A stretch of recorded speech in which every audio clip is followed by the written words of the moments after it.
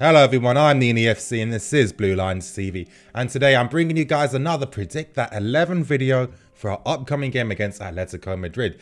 Anyway, just to quickly remind some people why I wasn't able to do a match review for the Newcastle game. I was celebrating my birthday in Amsterdam over the weekend, so apologies for that. I did warn people in advance. I have watched the game and I'm deciding whether to do a match review for later today, so I'll keep you guys up to date on Twitter in regards to whether I do that or not. And just another quick reminder that if you haven't pressed the bell notification button, please press that. It's right beside the subscription tab. It will take you less than a second. Press the bell notification button to stay tuned to all things Blue Lines TV. But anyway, getting straight into the Predicted 11 video, starting with the goalkeeper. Yes, of course, it's always going to be Courtois. Courtois is facing his former club again, and with Courtois I feel that he doesn't necessarily get all of the praise I sometimes feel that he does deserve. He is very understated. He does his job without fuss. He isn't the most acrobatic of keepers. He isn't the most flashy of goalkeepers. He just literally sticks to his task and he does it very well. And I know that De Gea has been getting a lot of praise, especially for his game against Arsenal. But I think that actually some of his saves were pretty decent, I'll be honest, but not all of them were as spectacular as it was made to be. But I already think that De Gea, he does provide a lot of excitement in his play because he is very flashy and very acrobatic. And I think that when comparing the styles of both goalkeepers, De Gea will naturally always get a bit more praise than Courtois. But I think at the same time, we have to start realizing the good stuff that Courtois does and really start focusing and paying attention on that. Now moving into the back three, and it seems with this back three that Conte has had this back three in mind for the past 3 weeks. Starting with the right hand side, Aspilicueta will be playing. As I've said already, Aspilicueta's form has definitely picked up the pace these past couple of months. Throughout pre-season in the first 1 or 2 months, I felt that he wasn't as great as he was last season. I felt there were a lot of mistakes in his play. He was making a lot of individual errors, like 1 or 2 per game, which we weren't seeing at all. But it seems that he's got over that bad spell of form. Maybe that could have been down to fitness. Sometimes when you're not 100% match condition, you can make a lot of tired mistakes. But I think with Aspilicueta, I think one thing that's definitely helping him is that he is able to push out wide and defend out wide a bit more compared to what he was told to do throughout the start of the season. And I think 3-5-2 definitely helps with that, because then he is able to push out wide with the wing back to help defend, because there is solidity in that midfield and in the centre already, so someone can drop deeper to help. So I really feel that that's the best space to use Aspilicueta. You want him pushing out wide to help defend with the wing back, because then he's also able to play out when he needs to. And I think this is why we've seen a much more confident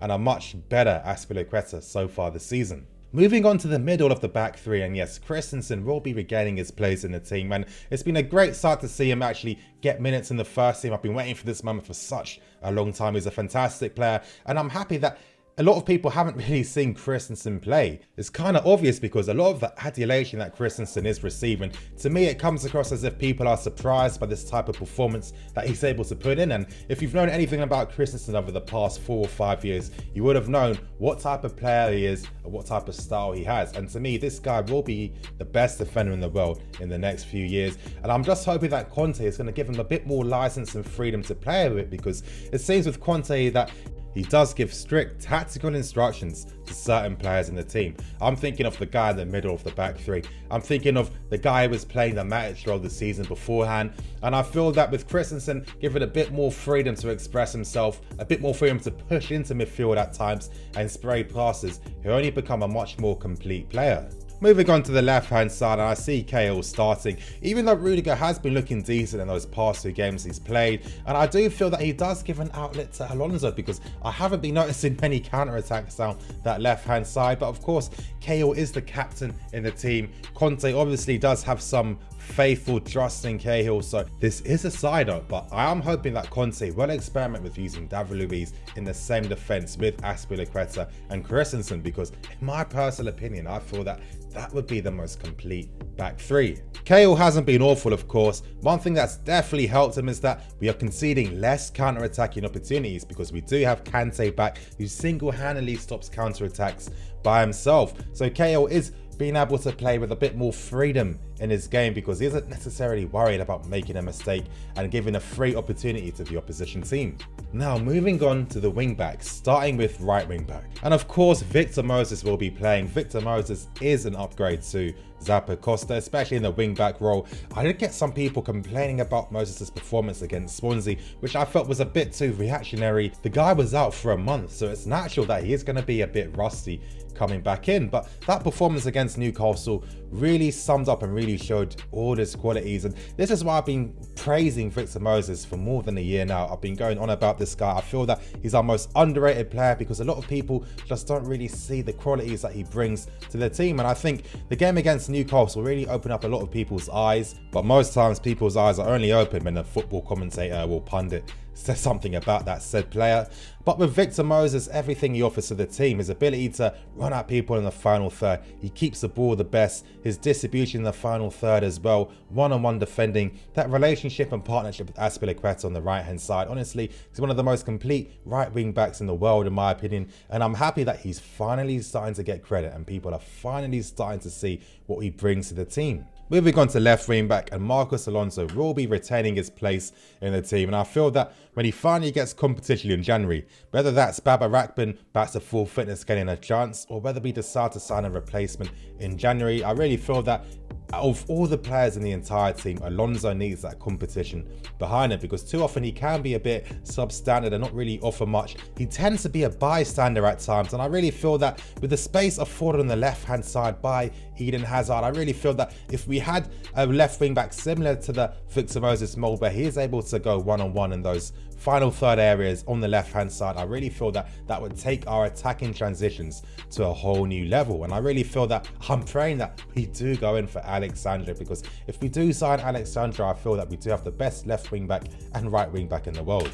Now moving on to the midfield three. Starting behind the two midfield players will be N'Golo Kante. N'Golo Kante has been the main reason why we have transformed so far and why we're looking a bit more consistent throughout our matches. And I feel that with Kante, he's the type of player that every top team needs because he gives you that safety net and he allows the much more creative players and the attacking players to have that freedom to really do what their jobs entail. And I feel with Kante, not only does he offer that freedom, but he has the technical abilities as well, which is very rare to have that whole combination in only one player as well. And I feel that he really is a player that really does elevate teams and takes you to the next level. Moving on to the right side of the midfield three, and Fabregas will be playing, and again another player that's been transformed. One, because Kante is behind him, and two, there's more options available to him when we are using a 3-5-2, because as I keep stressing, when we attack with the ball it does become a 3-1-4-2, and that's a lot of options being created in front of him and a lot of players utilising that space. And it's no surprise to me why Moses looks amazing playing on that right hand side. Once we get that left-sided player for the left wing back, really this formation is really going to come to a whole new level. And I think with Fabregas being the orchestrator in that team, you know, he's the type of player that needs the movement in front of him. He needs options in front of him. Once he has that, he can start to run things. And moving on to the left side of the midfield, I think Danny Drinkwater will be playing. I feel that partnership with him and Kante, we're already starting to see signs of that already. I feel that on the ball, he offers much more midfield in terms of possession compared to what I've seen Bakayoko bring. Plus, he has that defensive work rate as well as that communication, that relationship with Kante already. So the benefit we do get from this is that with Drinkwater, he can sit deeper alongside Kante, giving even more freedom for Fabregas to license forward. And I think that when you have a player that's tactically flexible like that, that really does help to benefit a team. Now, in my opinion, I felt that Drinkwater is a very good player. I have made some comments saying that, well, even though Drinkwater is good, why couldn't he have afforded that game time to some other players as well? Because they could become even better than that with consistent game time. But I'm not going to deny his abilities. Drinkwater is a good player and he is a good player to bring in. Now, moving on to the two guys up front, starting with Eden Hazard. And honestly, him playing this central role has really transformed everything. And I kept stressing this point that with Hazard playing closer to goal, he is going to start scoring more. A lot of people couldn't believe it. A lot of people were telling me, oh, but nearly Hazard doesn't have to take shots. Even if he moves into the middle, what difference is that going to mean? I kept stressing the fact that Hazard is very clinical, meaning that when he does take shots, most times it's going in the back of the net. And when you do play more central, you have that responsibility where you have to take more shots because you're through on goal more often than playing on the left hand side. And I think that's a tactical flexibility that Hazard needed to really unlock and go to a new level. Can I even say a new level? No, I just feel that with Hazard, he's already been a complete player for how many years, but I've always felt it's the systems that's really held him back in the eyes of the public, because he isn't able to be as consistent in terms of being a match winner as we know he has the capabilities to become. So I think that playing in this new role is really bringing out the best in him, and it's making his life much easier. Now, another guy that's making his life much easier is Morata, because finally, as I keep stressing, Hazard has a striker beside him that's technically proficient. He can link him up, he can find his runs, and this is what I love about Morata, his vision. Now, this is an area in this game that isn't getting much praise, but how many times have I seen Hazard making runs on that left-hand side? Now, last season, Costa would never ever find him. He wouldn't complete a 1-2 with him. When he was free on the left, he wouldn't play the pass, and most of the players weren't. And it was just like, to me, last season, Hazard probably missed out on another 10 goals purely because people weren't spotting his early runs. Now, with Morata there and Fabregas finally starting and being in the team, it's no surprise to me why Hazard is getting more goals now, because players are actually finding him in his goal scoring positions he was taking up since last season. But anyway, you guys, that's the system I see Conte picking for the game against Atletico Madrid. Now, for my personal lineup, who have I gone for? Well, I have just replaced Cahill for Rudiger, as I felt that recently Rudiger's form has been great, and I really feel that with him playing there with his pace, that gives a bit more confidence to Alonso to get forward. And I really think the key against beating Atletico Madrid will be to stop Felipe Luis and Van Fran bombing forward, because once you stop them, then you isolate their attackers further upfield, and then you start to dominate the midfield and you start to win, just as we beat them 2-1 at home. So I'm hoping that if Rudiger's playing, that could actually be a benefit to the team. But anyway, you guys, I hope you enjoyed my Predict That 11 video against Atletico Madrid. Please like, comment and subscribe, and please, if you haven't pressed the bell notification button, press that and stay notified to all things Blue Line TV. And I'd like to say thank you to everyone that wished me a happy birthday over the weekend. I'm sorry I wasn't able to bring the match review, but I might try and make something happen later tonight. No promises though. But anyway, you guys, thank you for watching. I'm the FC. This is Blue Lines TV, signing out.